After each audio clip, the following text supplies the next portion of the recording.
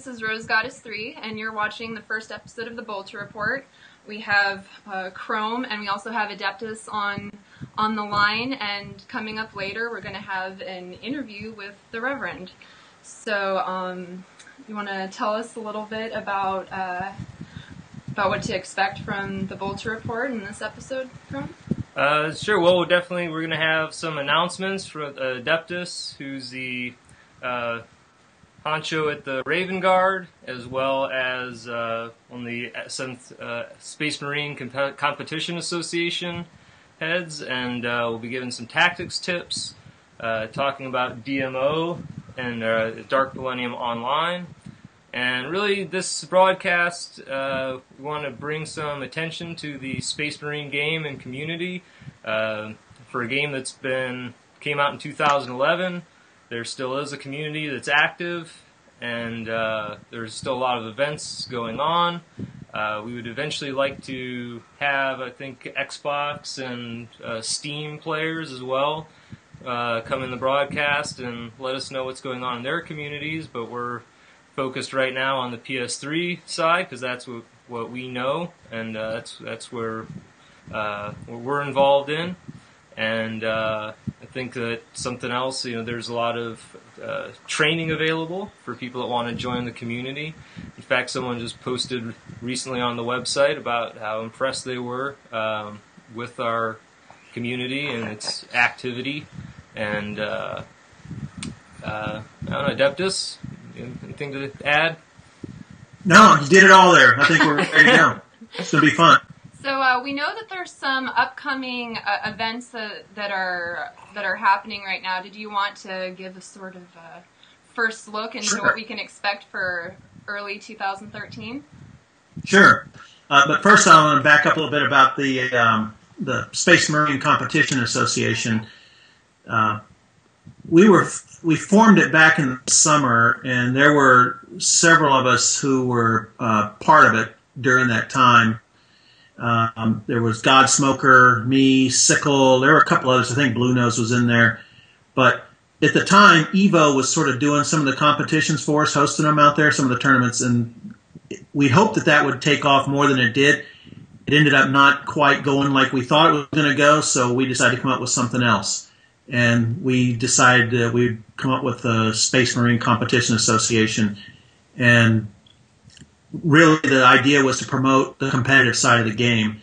And so we have a website, ps3smca@engine.com, and we have a mission statement there, but some of the highlights of it are that we really want to extend interest in the game and extend the longevity of the game as well. We've established some a representation form for reps from any of the chapters that want to be part of it. We laid out 6 goals. I'm not going to go into those because they're on the page there. I don't want to read something that you can go read. But it really was designed, again, to promote interest in the game and especially the more competitive side that the chapters are involved with in the game.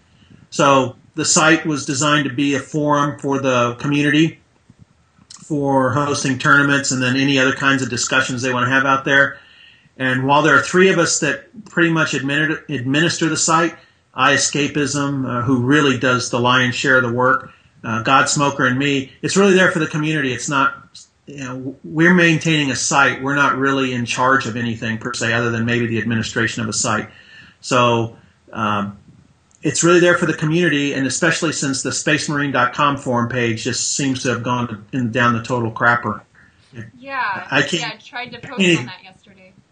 Yeah, I can't even get on it most of the time when I try now. So anyway, upcoming tournaments. First of all, from the SMCA, we want you to know that if you have an idea for a tournament or want to host a tournament, that's what our job is there to help you there. You don't have to use us for it. We're not the sole proprietor of tournaments and all by any stretch, but between those of us that are running it right now on the website, there's a lot of experience running tournaments. So we can help you get one put together. And whether it comes to the SMC or not, we're more than glad to help out with that. So just send us a message. We'll do what we can. So there are 4 things coming up here, kicking off 2013 that I wanted to hit with. First is Sickle has got a Blood Bowl coming. I don't know when. It's not really a tournament. It's more just, it's kind of a fun thing. If you think of football, if you think of going out in the middle of Hab Center, in the middle out there, it's a football field. It's a capture the flag format, and it's all knives and body slams. And there are no guns, no grenades, no nothing. And it's a lot of fun. We've run through it quite a few times, and you can have a blast. And it's a nice break from, the chapter matches, because it's not like it's going to be Ultramarines versus World Eaters. It's Chaos and Imperium, and you have a certain color you wear, and you get out there and have fun. So it's a great way to mix it up with guys that are normally either on the other end of your scope or you're on the other end of their scope. So it's kind of fun. The next one is still in the formative stages right now, but Blue Nose Boys got an Air Assault tournament coming up. In essence, it's going to end up being it's a scenario-driven thing, but it's going to be a lot like a free-for-all. Whoever gets the flag is trying to get to capture it, and then everyone else is trying to kill him and get the flag and capture it. And it should be pretty fun. It ends up starting off with like an 8v8, and then it gets down to 4v4, and it'll be a lot of fun once it's all tweaked and everything. So look for that one coming up here pretty soon. Probably the first real tournament that's going to hit us is the Survivor Tournament, and that's being done by Gregus and Palmer of the Blood Angels World Eaters guys. And it's a scenario-driven double elimination tournament. That's a brackets type tournament coming up here. It's a post first Black Crusade tournament where all the chapters that were fleeing Mordian were ambushed by a Tau Navy, and one drop pod from each of the fleets made it back down to Mordian, and now having to fight it out down there. So you get 7 Marines, and they're restricted loads based on what was in each drop pod. So it should be a lot of fun. And it should be coming up in about 2 weeks or so. We're hoping to have it ready to go, I think, the weekend of the 20th. And that one, the winner of that one there is going to get a yet-to-be-determined perk for the first phase of the next Black Crusade, which leads me right into that. That's the last thing I have here to cover. And that is the next Black Crusade will probably start about 2 weeks after Gregus's tournament ends. So I'm thinking it's going to be the first or second weekend of February when that goes.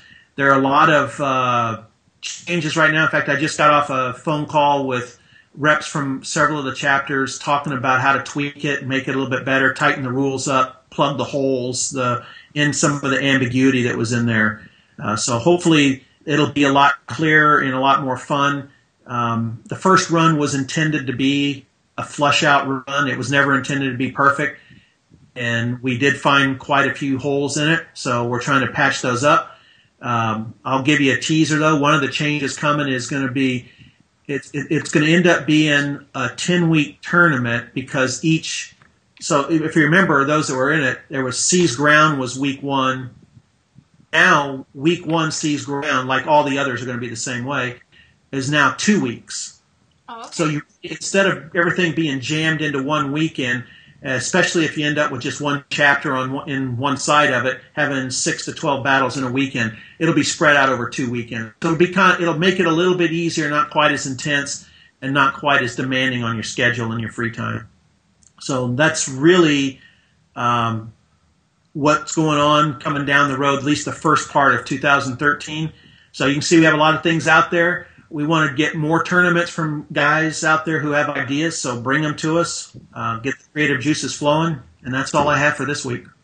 Fantastic. Yeah, as you can see, as Adeptus just said, there's a lot coming up. It's a really active community, lots to do. So I'm really looking forward to it, and yeah, it's great. So do you have any? Well, because the Black Crusade, I know, started in some ways because people complained that we try to do a tournament in one weekend, and it would require someone to be able to basically put aside the whole weekend, all day Saturday into the night, all day Sunday into the night. And people said, "Hey, I can do a match sometime on a weekend. I can do a few hours maybe, but I can't do an entire weekend."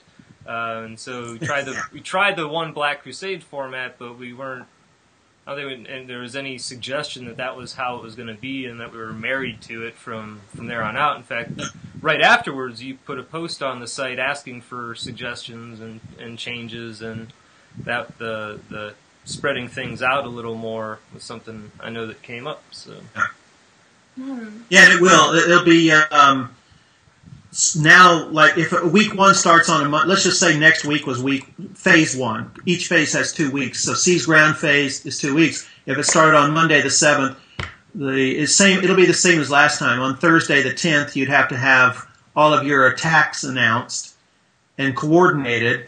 But instead of it happening to be that weekend, you have that weekend all the way through like if it started on the 7th, all the way through the 20th, which would be the following Sunday, or Sunday week after that. So you have time to get the battles in there with a 2-week phase for each of the different game modes. Sounds great. Yeah, and then I guess maybe we should even say, if you like the game, if you love the game, if you played the public version of it only, if you haven't had the experience of a real private competitive match, the rush that you get from both sides being colored up, having a strategy, I can see that smile. I mean, that's that intensity, just a pure the adrenaline. Yeah. Almost shaking when you have the controller in your hand. It's something else. Yeah, it's exponentially more intense than a public match. Yes. And it's definitely something to. It's addictive. Once you get it, then it is good. So I guess we're gonna move on a little bit to the next segment. We want to do a little bit of Dark Millennium Online speculation or general Space Marine 2 possibly discussions. So I don't know. I know that Chrome's really been looking into this issue. We're actually both attorneys, so we've been following the THQ bankruptcy issue in particular. Chrome has been. So what can you tell us about the impact of the bankruptcy on Dark Millennium Online, or potentially just give us a little background on that? Well, things were really telling in regards to the bankruptcy filing of THQ on December 19th, 2012, which along with THQ and THQ Montreal and a couple other things, Vigil Games, who was primarily responsible for developing Dark Millennium Online, or DMO. Now, as you might recall, in March 29th of 2012, it was announced that Dark Millennium Online was not going to be done as an MMORPG. It was going to be moved to console as a single player with multiplayer elements, probably something along the lines of a Space Marine 2. It was also that time that about 79 people at Vigil got fired that same day, and 39 people from Relic got fired that same day. So those development teams got canned. There might have been hope that somehow when it was announced that they were moving it from an MMO to a console game, that there was still a bunch of work being done on it. Well, in the December 19th filing of Vigil Games, they state that Vigil Games is the maker of Darksiders and Darksiders 2, and that they're currently working on a project named Crawler. That was the only information that they gave. Now, generally with the bankruptcy filing, as they are done in a federal court system, if they had Dark Millennium console version ready to go, in the same way that the South Park Stick of Truth game is ready to go, or close to ready to go, it would be no bueno to not list it, to not mention it. The bankruptcy filings, though, were done under the claim that they were experiencing a cash shortfall, and they had an emergency need to file for bankruptcy to meet the shortfall. So there could be wiggle room for why something was omitted.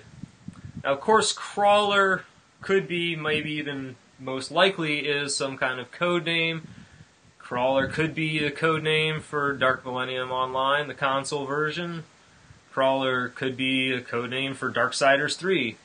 But I know that the someone at Kotaku contacted THQ directly to ask them, well, after the announcement in the end of March, what happened with work on Dark Millennium Online?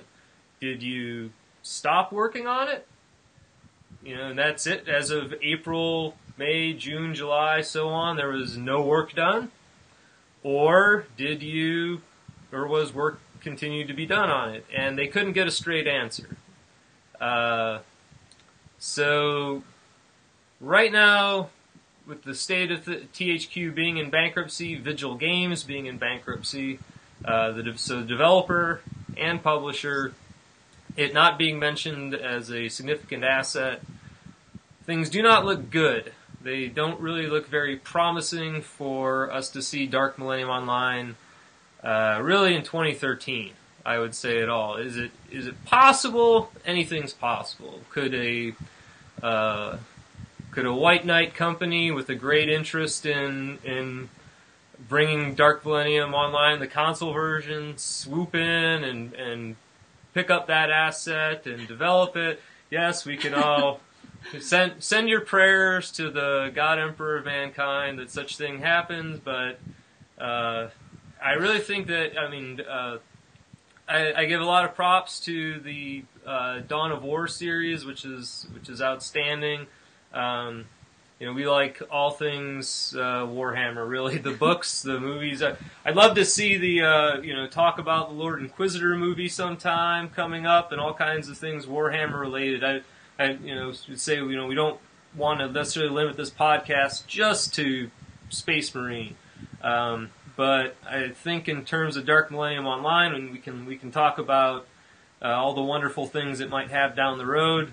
But I think as far as other than real-time strategy, which Dawn of War has covered, if you want something aside from tabletop or RPG to cover your Warhammer needs, if you want something that's going to give you the experience of actually playing as someone in the Warhammer 40k universe, Space Marine is really what we're going to have, through 2013. I would say at least probably for another year, and maybe even then. Could hope for a 2014 release at this point. There's various reports as to how far along they are with Dark Millennium Online, so it's not necessarily like they'd be starting from scratch, but at least at this point, from what they've filed with the bankruptcy court so far, and we'll obviously be continuing to monitor that. But right now, what we have is Crawler. Oh, well, we'll see what Crawler is. Adeptus, did you have any comments on the DMO? Or no. Hope for Space Marine 2 even? I know actually we're going to be having a special contest that we'll announce at the end of the show. So just stay tuned, and hopefully you'll be able to get involved in that for podcast number 2. So stay tuned for that. Now we're going to be moving on to the tactical readout section, and coming up after that, we're going to be calling up the Reverend for his Inquisition. So, and he'll be giving a lot of tactics tips too. But I Yes. guess before we, Master of the Melta, Grandmaster of the Melta, Super Grandmaster of the Melta, telling us all things Melta. But I guess He invented the Melta. and sometimes it seems like everyone copies his style. Then, but I guess in the meantime, some tactics tips for people.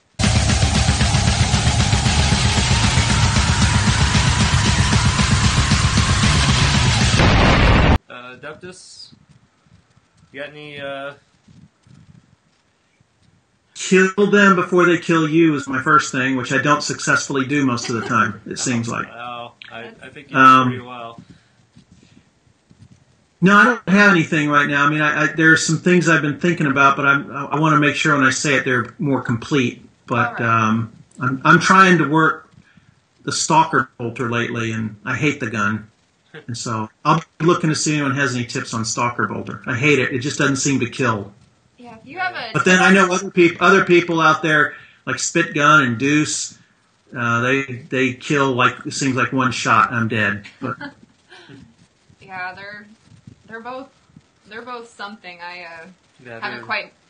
I won't even say that they're I freaks. haven't mastered Stalker Bolter. I haven't really even tried. Yeah. But yeah, Spit Gun and Deuce are freaky.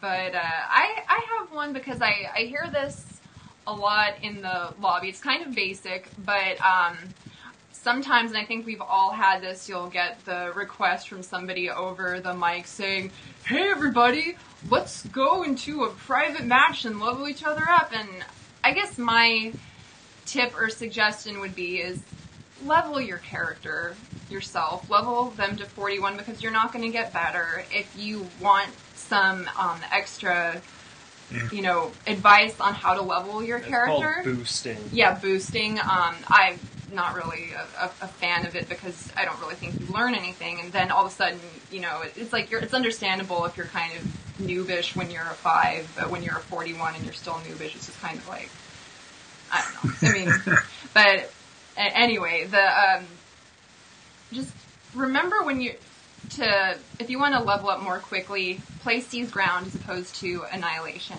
because you'll get a lot more points for capturing a point, and it's a little easier to do. That's what I did. I'm still working on my own kill death ratio, but I'm good at seizing, I would say, and that's pretty much how what I focused on initially is seizing, getting better at maneuvering, staying alive while you're seizing when there's all these crazy jetpacks and gunfire and plasma blasts shooting at you. It does take skill to avoid those, but in the meantime, you're getting a lot higher points for capturing those points. And at least for Seize Ground, the name of the game is Seize Ground, and so that's the ultimate objective. But yeah, just level up your character yourself. That everything else will come. Everything else will come over time. So that's my response to all those people in the lobby asking me to boost them. So, all right, I don't know if you have anything that you would want to share, some tactics tips. There's a lot. It's actually almost everything that the game says in between when the lobby's loading has also those are all actually really good. Copying loadout. That's a feature that I don't know about subsequent games as much, but I know that when Space Marine came out, that was in addition to Assault Marines flying around with swords coming at you. That was one of the unique features, I think, that you didn't really see in games, was copy loadout. If you're a first level and you get killed by a 41st level who has... The main thing is having the 2 perks. 1 perk versus 2 perks. That's a huge... The perks are big advantages. So you not only have that, but you have that... it killed you, so it's obviously a decent loadout, and someone who with a bunch of experience thinks that it was a good loadout for that particular map and that particular mix. So you're really only, technically you're only hampered by being lower in level for your first life. Once you get killed, then you can sort of just copy loadout. Maybe not the only thing that they don't have on the screen that I can think of that would be a really good tip, particularly for beginner intermediate, is use your equipment. When the game started, they used to give us 2 grenades to start with, or 2 frags, 2 blind grenades. It was when they patched that up, that was too powerful, they thought. So that's how powerful your grenade is. So all the time I see people coming out and they're running along and they go and they die and they just they never even threw their grenade. or they're holding on to their ammo. So fire, throw your grenade. Obviously don't waste it, but don't.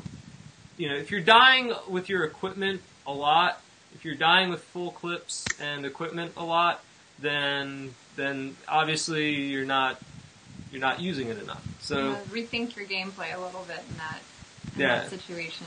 Because if you kill someone, if you throw your grenade and you get a kill with it, then there's a 50-50 chance, I suppose, that you'll get another grenade off that kill. They're either going to drop more ammo or more equipment. So just use the grenade. That's my advice. If you're holding on for something special and you die, and then you come out and you're holding it on for something special and you get killed again, then notice that pattern. Yeah. Roll. Tactical shoot roll. And don't stand in front of people that have plasma cannons if they're on your team. That's sort of a pet peeve. That's it. Yeah, when you get a plasma cannon and you take, it moves so slow to get all the way over to like B. Get to the middle of the map, just dragging that plasma cannon along, then go to fire that charged shot, which is going to cause all kinds of devastation on the enemy side. And then someone goes in front of the plasma cannon. It kills the plasma cannon owner. I seem to die more from someone jumping in front of me with a plasma cannon than from an enemy actually killing me. So yeah, you can see it's the really big purple gun. That a charged shot's going to be fired because it goes. That would be a time to not go right in front of the person. Take that split second to go around them. Yeah. Yeah. Don't get in front of the guy with the plasma. So for the last year, I've heard from the other room, don't stand in front of the guy with the plasma cannon. I was like, oh, okay. So I hear him yelling that quite often. So my main motivation is to get a mic at first. It's like I can finally yell at people. So, all right. Any others, or should we go get some Melta tips from the Reverend? I think it's time for the Inquisition. Right? Just one last level up thing there. Don't exclude Exterminatus, because I've got a profile that no one knows it's me, and I use Seize Ground and Exterminatus because I'm not worried about getting all the perks. I'm worried about leveling up right now on it. But Exterminatus, I go in even by myself. I can get through two and a half of the first, not a whole wave, but 2.5 of the first wave, and you can get about 1,000 to 1,500 points if you do it right there. That's absolutely true. I have a confession to make that I think not many people outside the Soul Drinkers know about. I was so terribly embarrassed to play in a public lobby at first because I sucked. And so Chrome trained me in Exterminatus, and so I got somewhat decent at my maneuverability, at least to the point that I wouldn't look completely ridiculous, although I'm sure I did initially as well, because you have to go through that to get better. But I played for a good 2 weeks in Exterminatus before braving a public lobby, and so it is definitely a good way to learn and level up. Yeah, because Wave 2 of Hab Assault, you have that mix of the yellow jackets that are firing at you, and then the sort of slower mob that tries to encircle you to pound the snot out of you. So if you can get through Wave 2 of Hab Assault on your own, then you're probably pretty well prepared enough to go and die a bunch of times in multiplayer, which, there's no getting around that. If you're new to the game, you're going to go and die. What game are you necessarily going to go and be, well, I mean, it can depend. But I mean, chances are, that's a good thing. If you can make sense of Wave 2 of Hab Assault, Exterminatus, playing, private game by yourself, and you can get through it, then then you can probably at least do not awful in multiplayer. And remember to kill the ranged guys first. Yeah. And exterminatus, otherwise you won't last very long. Yeah. So, alright then, I guess if any of our viewers have a tactics tip that they would like to share, please email it in at thebolterreport@gmail.com and let us know if you'd like it attributed to you, and we'll read it on the next broadcast. Or a question. Or a question. Yeah, absolutely. Question or anything. We'd love to hear what you have to offer. So now... Inquisition. The Inquisition.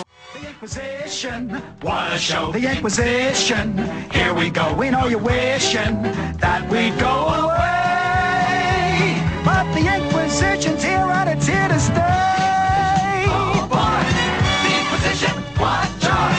The Inquisition, oi, oi. Why don't you say a little bit about our guest while I get him on the line? All right. See there. Our special guest is pretty well known in the PS3 Space Marine community. One of the original Salamanders, Sons of Vulcan, Blood Hunter, regular tournament participant, as Adeptus we were all talking about, the rush of competitive gaming. This is someone who knows that feeling quite well and is also hooked. Again, Melta man extraordinaire, Revvcoxx, the Reverend. Welcome to the Bolter Report. Hello, friends. Am I coming through okay? Can you hear me? Yes, you are. Yes, we can hear you. Okay. Welcome, welcome. I can tell by all three of your pictures that none of you are wearing pants. I'm wearing those things you have on your picture in your profile. Got wing panties rocking? Yeah. Mandatory for Revvcoxx nowadays. At least we have torsos. Adeptus has no torso. It frightens me to hear that Adeptus has a secret character, because that means he's going to bust me spawn camping my ass off. I just haven't said anything to you yet. Teacher's coming. So, I guess, to start off, why don't you tell us a little bit about yourself? Anything you'd like to share in general? Social security number, PIN, where do you bank? Mother's maiden name. Yeah, I started out the Warhammer scene in the ass end of high school, which was about 1989, 1990. And the first Warhammer-related game that I played was Adeptus Titanicus, and that was the epic scale Titan battle where you got the cardboard city and the little Titans, and the first thing I painted was a Titan. And after that, I started playing Eldar in 40,000, and in college, everything switched to the ladies, and my miniatures went unpainted. And then I got a job, and now I realize that the Warhammer scene is much more important than work. And I actually engineered my career so that I could work at home, and while my computer was generating images, I could play the game and revel in the madness and smoke the rocks. Are you hiring? Well, that is my long-term goal. I do architectural design. I've done trade show exhibits, the interior of corporate lobbies like Panasonic and Kodak and a lot of the big Fortune 500 companies. And I've even done parade floats for Disney. But everything that I do is done in 3D Studio Max, which is the same exact program that the Space Marine game is made of. So I know how the vector shapes and the 3D solids work in terms of interacting and overlapping solid vector shapes, pertaining to the Melta blast, how it hits a wall, how it hits another Melta blast. So I can give you some good tips on that because I have some insight into how they made it. And it's probably committing complete suicide for me to blow it here, but I'll switch to Power Axe for a while, and I'm doing pretty well with that. So we'll spill the beans on Melta tonight. All right. Fantastic. Fantastic. So before you came to the Space Marine game here, did you have any competitive gaming experience prior? No. This was my first experience with online competitive gaming, and I remember when the game first came out, I got the disc the day it was released. I got the stupid little book they put out with all the pictures and where the floating skulls are. And I hammered through the game in 2 days, and then I don't know if you were there that soon, but the online situation was incredibly problematic for many days, and it would say that you were able to find games. You know how there's like two numbers. One is these are the existing matches, and then underneath it says these are the ones that you can fit in. I forgot what the term is. But it would say on the top that these are the matches. There'd always be 3 or 4 matches, but you could never get into a damn match. And then on the Space Marine website, they kept putting it off and making excuses, and we're fixing this and fixing that. And then finally, I broke into a lobby, and it was so much better than the storyboard game. I got introduced to people like Brother Ra, Dromonger, Resting Graves, Raz, all these originals from back in the day. And I love seeing originals when they pop up now and again, because I remember, the first few weeks of the game they were there, and they have the addiction just like I do. It's pretty incredible how addictive this game can be. I was surprised that I got it, even though my name was an original. I wasn't an original, but yeah, I'm addicted. I think all of us here are addicted. Yeah, it's odd how relaxing it is, because you're throwing grenades and melting people like lobsters in the shell, but you're sitting back and you're smiling and you're being a complete bastard, and you can hear people on their microphone swearing at you. I love when there's that glitch where you can hear the other team now and again bitching. That's how I started my relationship with Partisan. He was Brother Bethor, and I could hear him telling me shit that he did to my mother. It was just legendary. Oh, the two of you. Gosh. He's a good guy. Another great thing about this game is that predominantly it seems that it attracts military folks. And once you get to know folks like even you, Adeptus, you have a very in-depth history of fighter pilot career, stories about the hardships of dealing with a 9-hour sortie, Partisan, talking about the things that he did. I'm talking about pooping your pants. Yeah. I figured that. That was some shit, man. There's serious people who I want to be involved with in this game. People that you can respect, and that's another plus about Space Marine.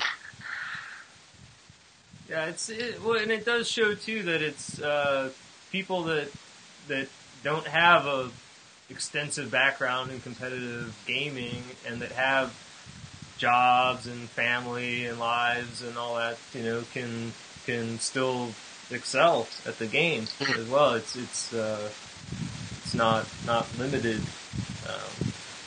and I think maybe even the Space Marine, The genre, the system, the Space Marines are part of chapters and squads and the Brotherhood and of course the bitter rivalry between Chaos and Empire, but still it's always there. And I think the people who intended to put the game out, if they knew what the community would turn into, they would. I'm sure they're not in this for charity. This is a profit-based situation, and you hear about all the bankruptcies. If the people who made this game knew how loyal we community folks are, they'd start finding ways to get us to spend another $1.50 on a uniform or a new weapon. Now the Flamer is available. It's $10. I can personally say with confidence that if I knew what I would be personally investing from a time standpoint in the game, I would have paid $1,000 for this fucking game. and hopefully that, if people are working on Dark Millennium and they're going to make this into Space Marine 2 and we're going to easily transition the community into that scene, there is profit available, and I can say with great confidence that I will get a running start before I throw my wallet at their face. So if any game developers are watching, architectural designer, lawyer, or pilot, we got money, we want to throw it at you. All right, let's get into the secrets. Actually, I'm good. You had a question. Go ahead. Well, before that, did you want to give a general run-through of your Space Marine career highlights before we get into some of those secrets? Certainly. And you know what? This will open up a discussion about all the shenanigans that's going on in the community and the bitching about the soul drinkers and yeah, I said it, lady. And so I'll start out by saying that I started out with Brother Ra and Wolf Karn and Light THM as a Salamander. And the first tournament that I was involved in was Alpha Heresy. And we were all very green, and we bitched excessively about things that we just laugh at now. I remember a lot of very heavy debate in the final battles, because in the last 3 matches, the first match, we dropped 2 players. Brother Gore was one of our players. He's famous for shit internet, but still kicking ass on the rare occasion that he's on. We dropped 2 players, and it was a 6 versus 8. We got handed our ass, and then the second match we won. And the third match, one of the soul drinkers had to go to work, and it was an 8 versus 7. And we defeated them, and that's how the Salamanders beat the soul drinkers in the first official big tournament. And then the Salamanders died. And we few Salamanders that were still around tried to lie to the world and say that we were still brick shit houses of fury, but we couldn't put 8 guys together to save the day. And soul drinkers just started winning tournament after tournament, and I made it my political mission to be a soul drinker slayer.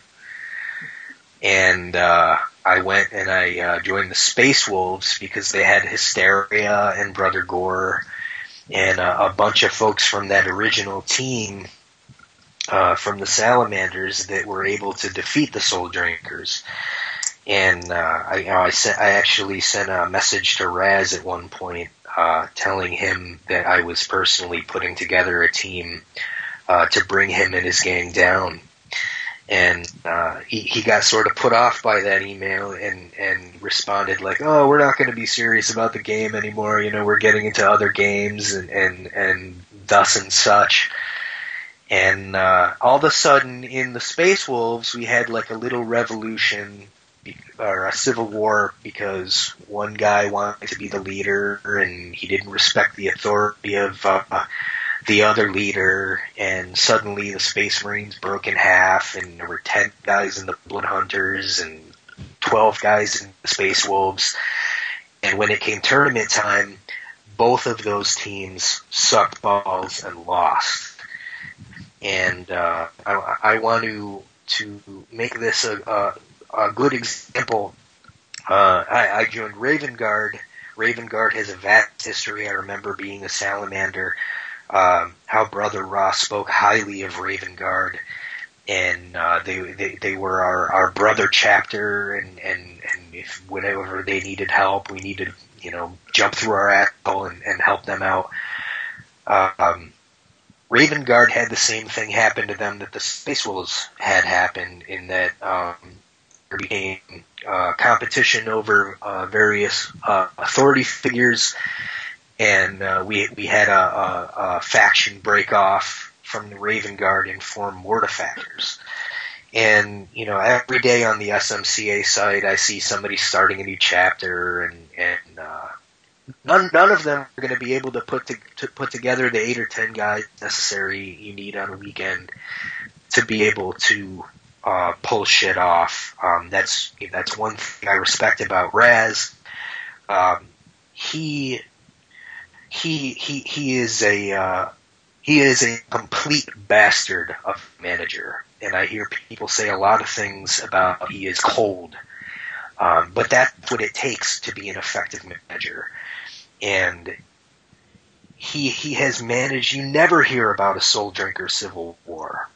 They are a juggernaut, and they are surrounded by probably a dozen or a dozen and a half other chapters that are constantly bickering and forming 8 or 10 person teams when you need a 50 person team.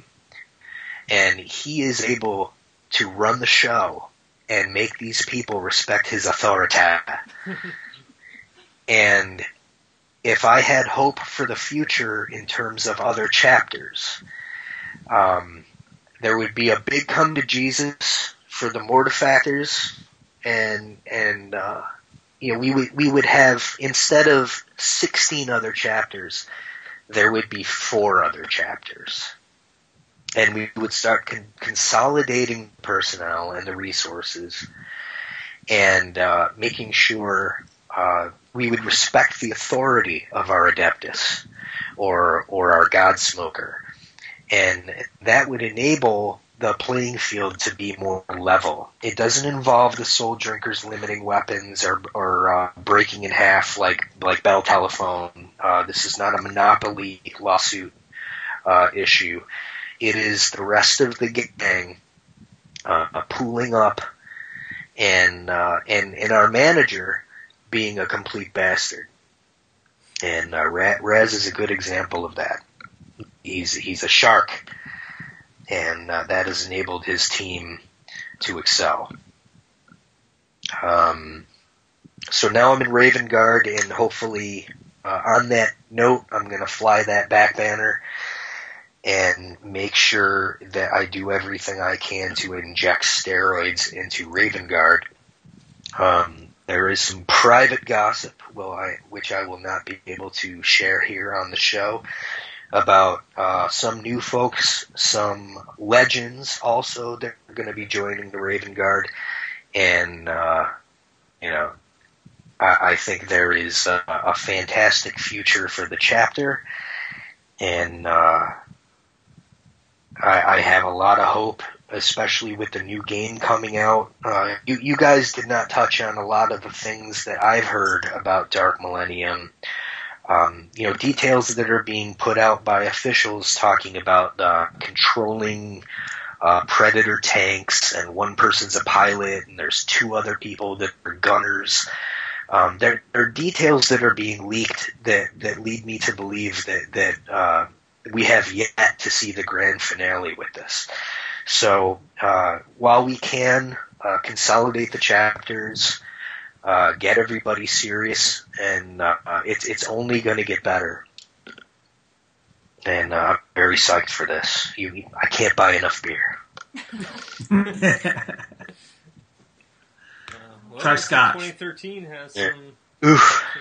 interesting, some competition coming up. Yeah, we're, on behalf of the soul drinkers, I'll say that we're excited to see the steroid pumped Raven Guard. And, Yeah. Oh, the Soul not Drinker. that you guys aren't fantastic already, but we're Raven, looking forward Raven to it. Guard, Soul Drinkers, and Salamanders were the original 3 chapters. You know, 3 oldest Yep. chapters. And believe me, it causes me great pain to smoke Rez's meat cigar because he is the Darth Vader from my standpoint. But there is the fact that there is only one chapter with 50 dudes and ladies, and there has not been a civil war, and there's one reason. Authorita. Well, there was the definitely Gregis heresy. respect him. Yeah, there was the Gregacy, but Gregis was a soul drinker? Yeah. There was. I was too. But you were a Soul 3 Drinker weeks. for In fact, it's a year ago today, as this thing gets published, meaning tomorrow, Sunday. I didn't know the that Raven about Guard you. weren't. I didn't Yeah. know that about you. I'm wearing a condom I from now on. wasn't sure the Raven Guard. Oh, I'm sorry, I stepped on you. I wasn't sure the Raven Guard was actually going. We were actually going to start. We were just hanging around, playing a lot together, and Gregis brought me into the Raven Lunatics at the time. And That's a great name. Yeah, but then we decided we were really going to do the Raven Guard thing, and so I went and helped start up the Raven Guard a year ago today. Right on. Yeah, well, yeah. anniversary. Happy anniversary! Happy anniversary, boss. Yeah, so because Korax it would was be proud. it was like 4 days. Like that was the thing. You're in, I think you and Collis were in for 4 days or something like that, and then you guys said, "Oh, we're gonna do the Raven Guard," and that was cool because hey, yeah, we're 1 chapter. We might as well. Yeah, you want to have a second chapter? Awesome. But yeah, the Gregis heresy was March or. Yeah. That's March. I think it was March, April timeframe. Yeah. Nobody swears like Gregis. Every time he says the bad word, it's like 3 times the power of another bad word. It's hilarious. There's so many people on this that could do cartoon voiceovers like Booger and Reston Graves. You can totally see them as a cartoon character when you hear their voice. I love it. Speaking of that, I have some community questions for you after the show, but I do have one question from Anonymous. Please let me that because this will. Where'd it go? I was going to say one thing about Gray. The thing that gets as a Blood Angels fan, I've really been wanting for like over a year to see a group of badasses decked out in red, taking the field and flying around, and so, damn it, in 2013, I want to see some Blood Angels that wear red. Right on. So, anonymous question for you, Rev, on point of what we were just talking about. Has anyone ever told you that over the Vox you sound like you could be the bastard love child of Jack Nicholson and Christian Slater? Yeah, I've heard that my whole life. Sorry. Christian Slater thing. I couldn't even catch it. That's funny. Christian Slater sounds like the bastard love child of Jack Nicholson, so it all goes together, I suppose. Hey, next time we do this, we got to make sure that we can receive calls from haters. But we are looking for that in the future. We're going to be looking into XSplit for the next broadcast. So hopefully we'll be able to have people type up their questions so that we can see or dial in. But we're definitely looking into that. So hopefully next episode will be even better, at least from a technical standpoint. Right on. Yeah, this is our first broadcast, so everyone who's stayed with us so far know that we do intend to and hope to make things even better. We hope you're enjoying it so far, but we're looking to implement more and better things. And again, send your suggestions to theboltreport@gmail.com. All right. Ooh, before I forget, I also want to do I never did this. Back in the day with all the bitching and the civil wars and the splitting and the chapter shenanigans, I was a bad man to Basher, so if he's listening, I'm sorry, man. I didn't do all those things to your mother. I'm sorry.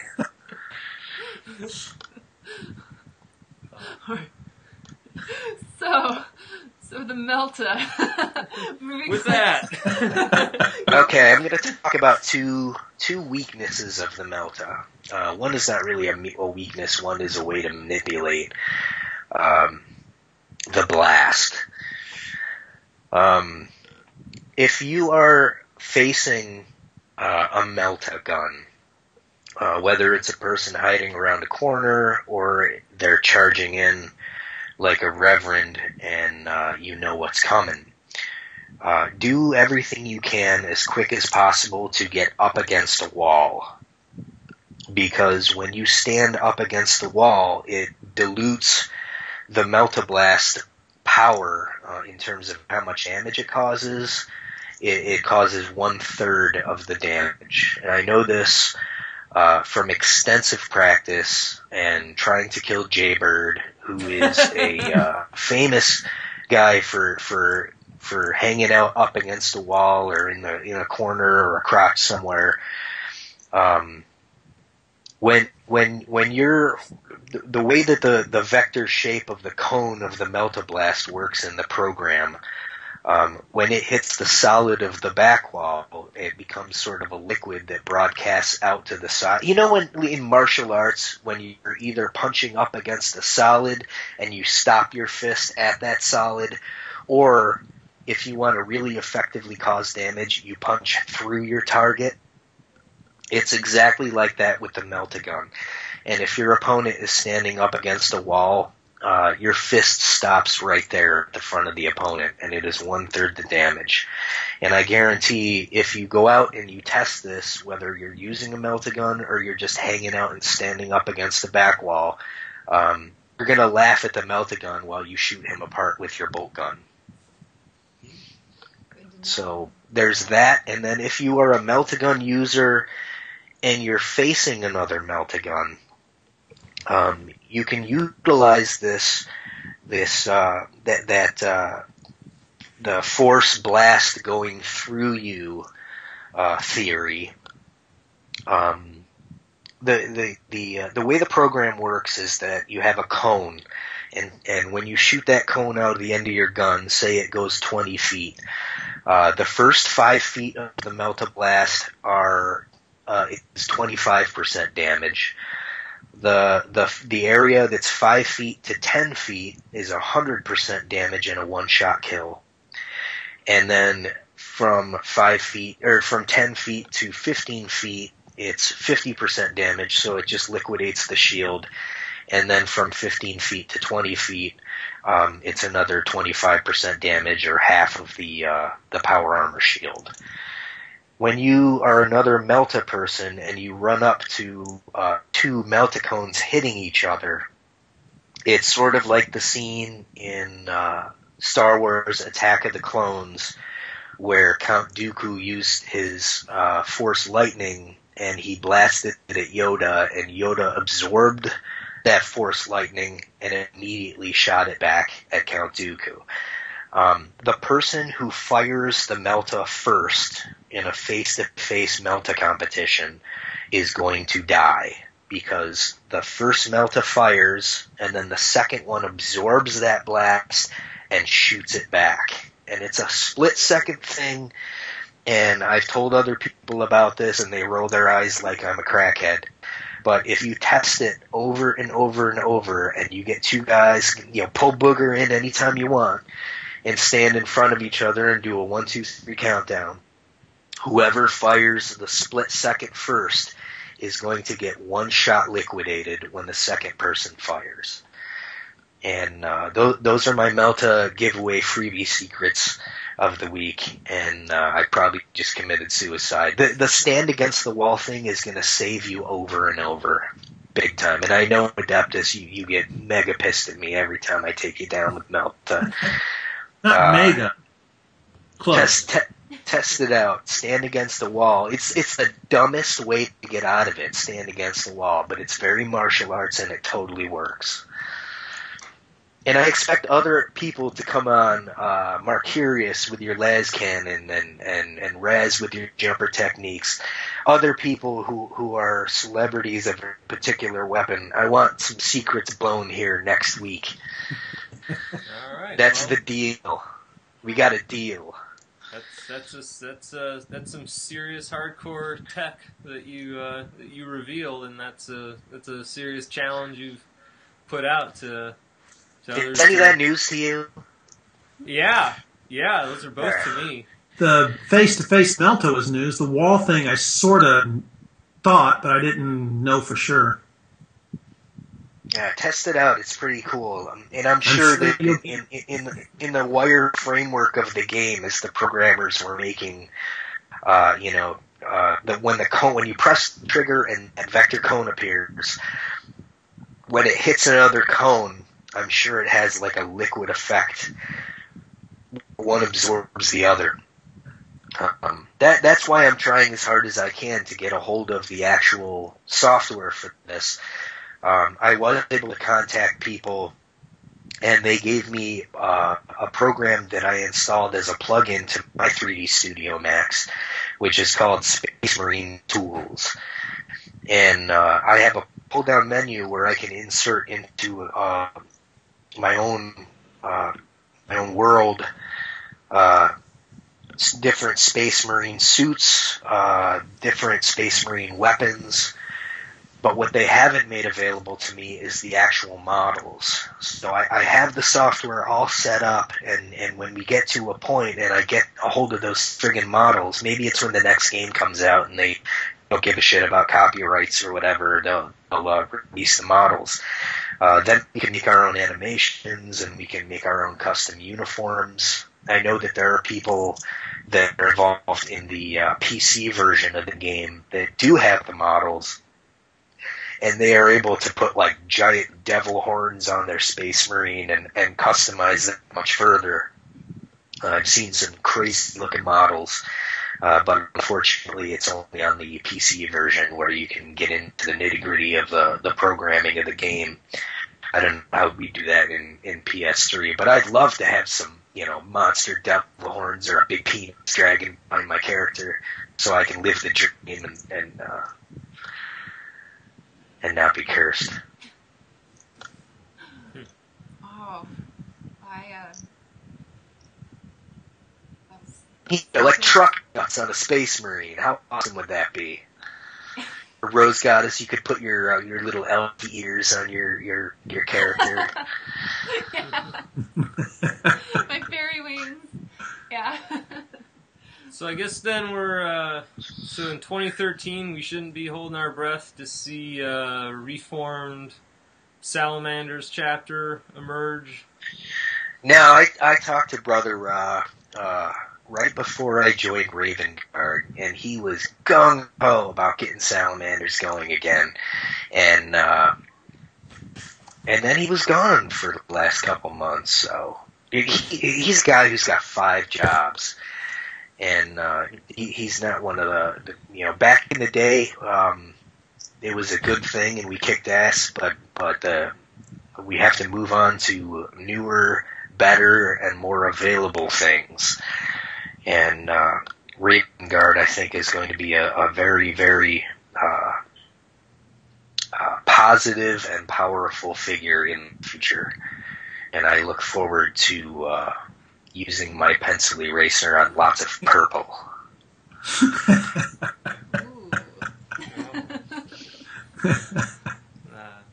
I'll look forward to it, and we've been seeing some of the original Salamanders around. We saw Volcona's been poking around a bit, seeing a few of them skulled up, and look forward to it. He pops in now and again, but he's another one of these guys like Hysteria or Light. He just entered college, and when I was their age, I stopped painting miniatures. These guys are going to put down the controller and focus on studies and the ladies. And wrong order. Or you could always get your ladies interested in it. That's what happened here. So yeah, he was thinking, he was playing, and I was just like, dude, you play that game a lot. But no, it was mostly that I wanted to be Rose Goddess again. But yeah, when I was talking with somebody about Dark Millennium through my headset, and I was talking about how good this is going to be for us, and my wife from the corner of the room, I heard her go, "Yeah, it's good for you, but bad for wives." I got to get her into it, I guess. Good luck. Yeah. Maybe she'll watch the podcast and see that there's some Sisters of Battle involved and get interested. So maybe in the future I want to get a Ladies of Space Marine episode. So that's something to possibly look forward to. She has a character. She's a 5th level fighter. Oh, so should get her to play more. Her name is Instance. Oh, we still have some. Do you want to go through some of the questions first and then announce the contest at the end? Easy. Actually, Rev, would you like to stick around and put your input into some of these questions we have? Let's keep it around. Certainly. All right. So, we have a few questions from a newcomer named Archer. And he wants to know what is a good way for a newcomer in the community to become known. In other words, what is a good way to gain reputation in the community? So do you want to maybe take that one a little bit?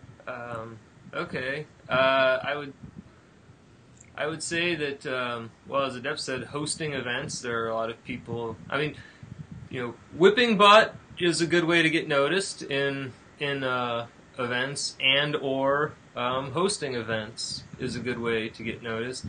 I would say that don't form a chapter just to get noticed. If you have yourself, or you have one friend, and you want to just go like, oh, we're going to start up a chapter, so you get some attention. I mean, we've had, I think as Rev mentioned, some people kind of come and go in that regard.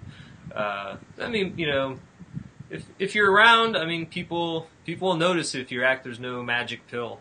If you're active, if you're on, you want to see. I think one of my secrets is I'm actually a huge fan, I suppose you'd say, of everyone. I'm a stalker of everyone. I notice and pay attention to everyone and what they're doing. I think Rose has seen that. She'll be like, oh, there's this guy on blah blah, and I'll be like, oh, that guy, he plays this and that and this and that, and he likes to hang out. She's like, it's like because I notice people. So, but yeah, if you want to get noticed by the community, then really come up. Helping out or help out with the tournament. Sometimes a tournament needs help hosting. If you have tech skills, that's something too. Anyone else? Yeah, and just play, or you could do what I do. Wait, the way I notice folks is that, I'll give you a good example. There's a guy that I'm watching. He's a new guy. His name is Greg Kritz. And the reason that I'm noticing him is because every time he goes into a match, he seems to have a uniform color that matches the background, like a camouflage scheme instead of a chapter scheme. And he always entrenches himself, Jaybird style, into these crazy, ridiculous corners that you would never think he is, and he's always a heavy bolter. So you're running, and you don't see him until you're dead. And he's got it's such a unique style, but I've noticed him. Another way I notice players is just the kill to death ratios. If there's a guy who's just whipping ass all the time, I'm gonna want to send him a message and get him involved. I remember when we were blood hunters and we were looking for people to recruit. I'd get on the horn with Brother Gore, and he would say, hey, I know this guy Laharl. I was in 3 matches with him, and he got consistent 20 kills to 3 deaths. that's a good way to get noticed. Kick ass at the game. If I were going to start over and I wanted to get noticed, I would start out as a complete bastard, and I would spawn camp to the point that I got the entire community wanting to rip the legs off my voodoo doll, and then I would suddenly turn good guy. And I've been noticed. I have a reputation for being a killer, and now I'm everybody's friend. That's another way to get involved and get noticed. But you're not going to get noticed if you don't put in the effort. So that's my 2 cents on getting noticed. Adeptus, anything? No, I notice guys that play as a team. The KDR is good, but those of us that do the competitions, the chapter battles and stuff, you can be a guy that in a public match will go 10-3 most of the time, whatever, and you get in a chapter battle and you're lucky to break even some days. The level of intensity and the way it goes is so much more hardcore that I look for the guys, really, the ones I notice are the ones that play more as a team, that you'll see them, whether they have a mic or not, they're trying to hang with someone to work in a team manner instead of the guy that's out there as a lone wolf and all he cares about is going 20-3 in his KDR. Those guys are good, but and they catch my attention, but the ones that I'm really looking for are the ones that are going to be more the team player, since that's what the Raven Guard looks for. And by the way, Archer is Raven Guard. And so's Laharl. See, listen to him. He's the boss. I'm just a mascot. I'm not the boss. Collis is the boss. I think you both made good points. I mean, but I pour drinks for him. If I'm capturing a point, there's a group of us on the point, and one of our other capture points is flashing, and we're just about to capture the point. And like one of the assaults flies off to go deal with our blinking point. I noticed that guy. Like that I noticed, because that's someone's like, hey, I'm not going to stick around an extra couple seconds to get those 200 points. I have a better score on the leaderboard because I'm already level 41 and I don't need it. I'm going to go help the team because I want to win. That I noticed, and I think Rev too. Like, a lot of the styles, a lot of the combinations that you see out there. They didn't, start that way. People developed effective combinations. So there could be, a year from now, there could be loadout combinations that are common that everyone's using that we haven't even sort of come up with yet.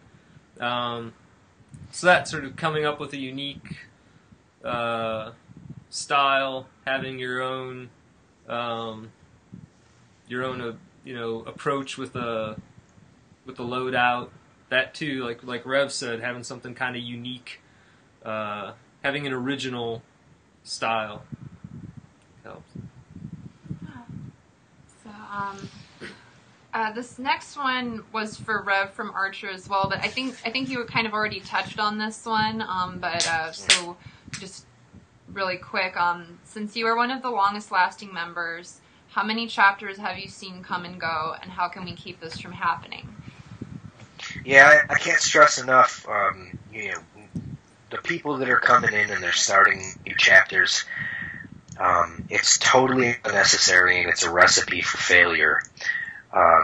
Find yourself a way to get noticed, become unique, become the master of catching points and get 7 or 8 points per game, and there's your unique function in the game, and get involved. We'll consolidate everything down to 4 or 5 chapters, and the playing field will be even, and the games will be 998 to 1,000. I love that shit.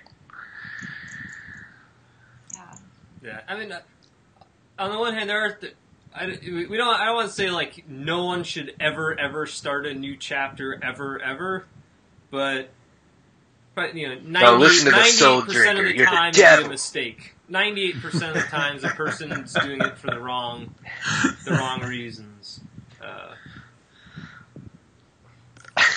Well, if they've already got 8 friends, if they've already got a group of people that they're bringing over from another game, if they're already like Call of Duty experts or something that want to come over, and they're, there's like 12 of them in their clan, and they're not really they're not gonna join some other clan. Like there's exceptions. But you should be an exception probably. But yeah, I mean and I don't want to, I don't want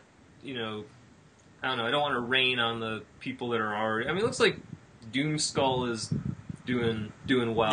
Yeah. So I don't want to. So I don't want to rain on the efforts of someone, but yeah, 9 out of 10 times a new chapter. Yeah.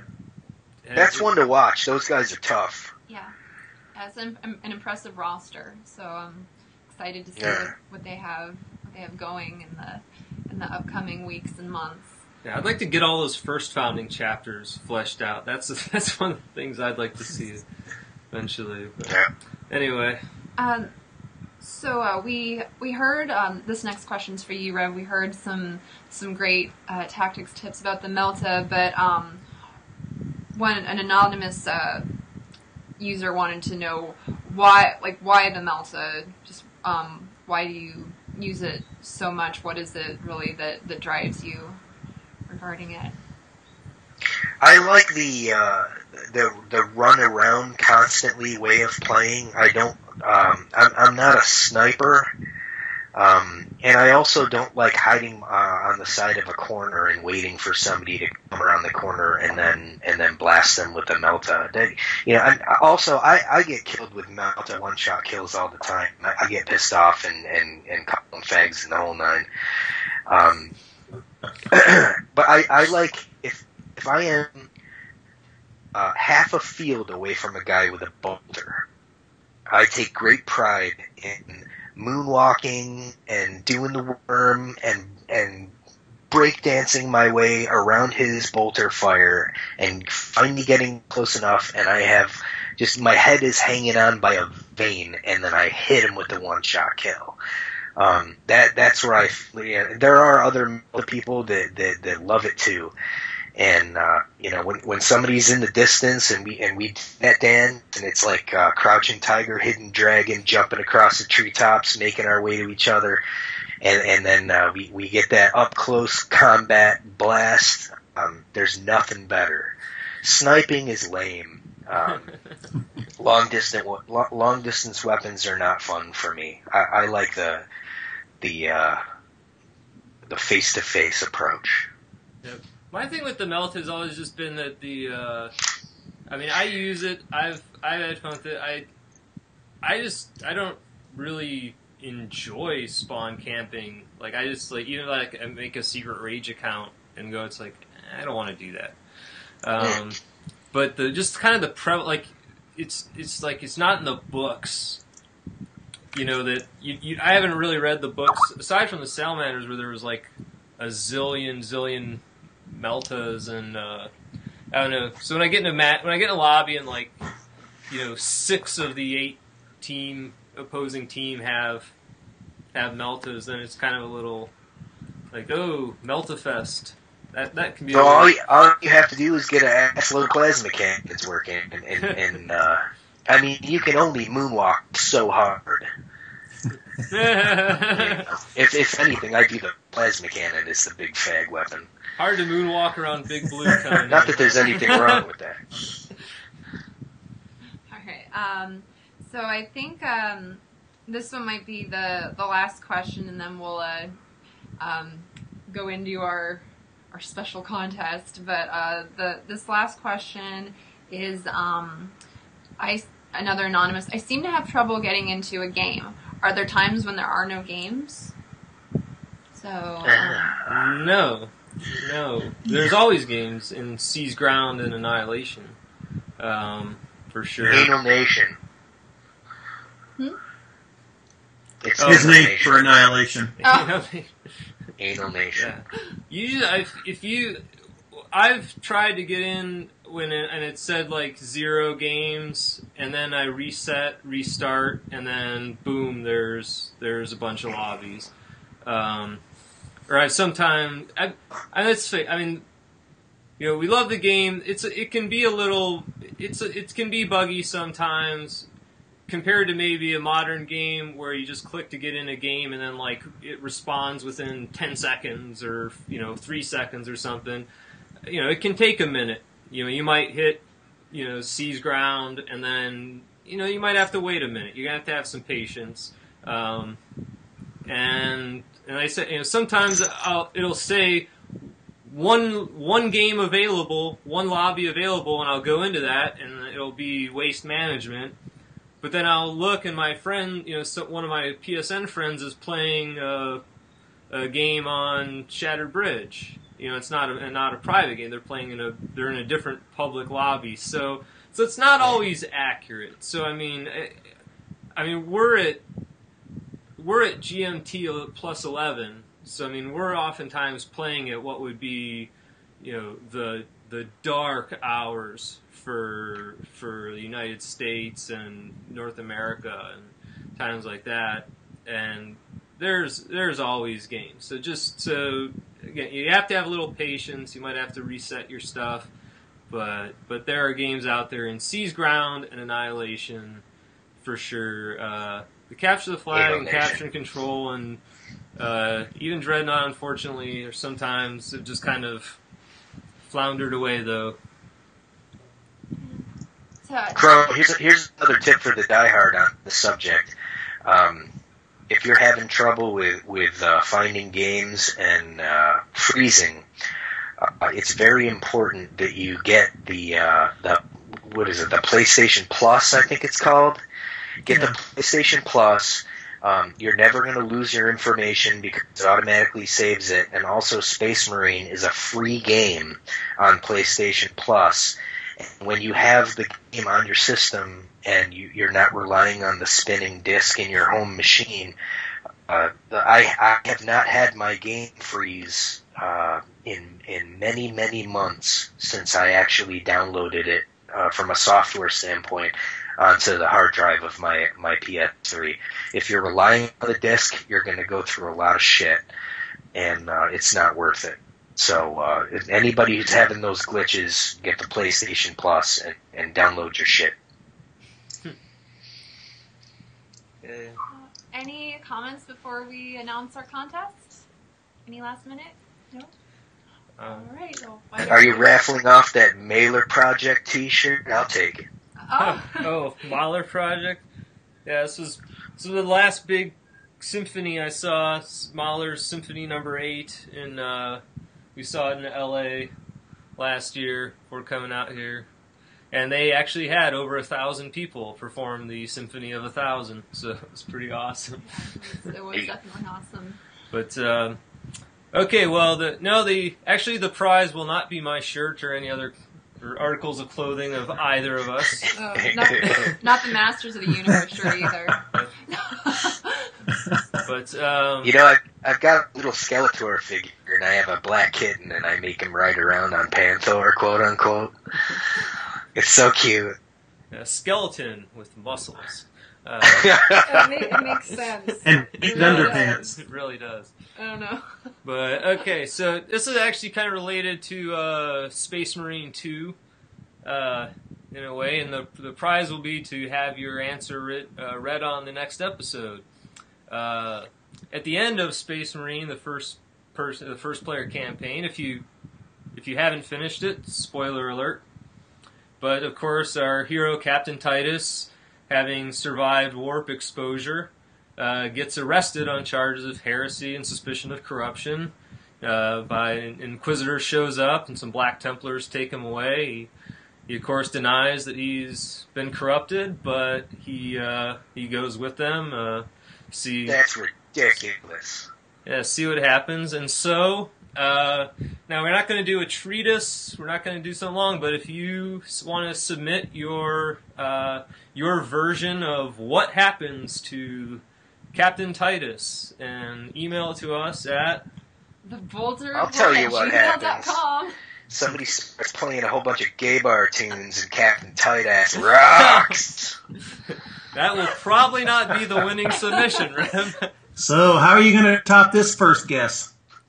I don't know. Well, I can tell you this. I'd say for episode 2, I will promise that I will give a tip, a an anti-lag tip, which if you are not using it, you are almost certainly having your gameplay impaired, and this should help you with this and any other online competitive game that you're playing. So that's my teaser for episode 2, a Chrome super cool anti-lag tip that should be very, very useful if you're not using it, and something that it's kind of something I learned about by looking at what pros do and so on, and it really helped me out a lot. So that's my teaser for episode 2.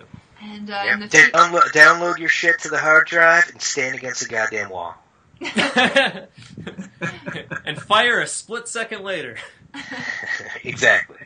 And we hope that this is the first of many.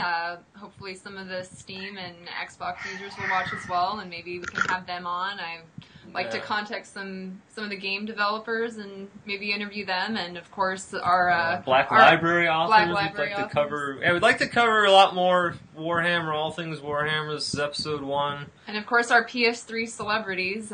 We'd love to have some of them on as well in upcoming episodes. So thanks for watching. Thanks for watching, and thank you very much, Rev, for coming on. Absolutely. Thanks for the tips, and always a festival. All right.